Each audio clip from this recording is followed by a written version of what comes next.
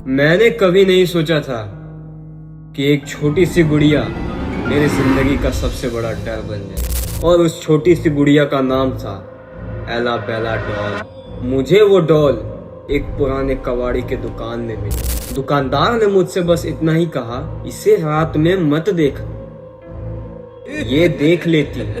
मैं हंस पड़ा और उसे घर ले आया।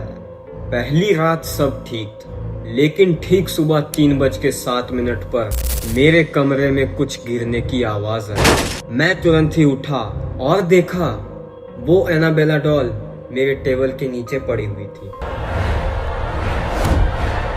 जबकि मैंने उसे अलमारी के अंदर में बंद करके रखा।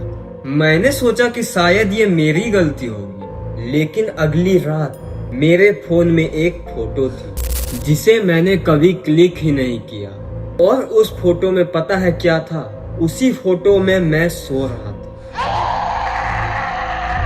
और मेरे सिर के पास वही एला बेला डॉल खड़ी। अब मुझे समझ आया, वो सिर्फ हिलती नहीं थी, वो देखती भी थी और शायद वो रिकॉर्ड भी करती थी। और उसी समय मैंने गुस्से में आकर उसे कूड़ेदान में जाकर फेंका। उस गुड़िया को कूड़ेदान में फेंकने के बाद मैं जैसे ही अपने घर की तरफ जाने लगा, पीछे से धीमी आवाज आई, तुमने मुझे देखा, अब मैं तुम्हें देखूंगी।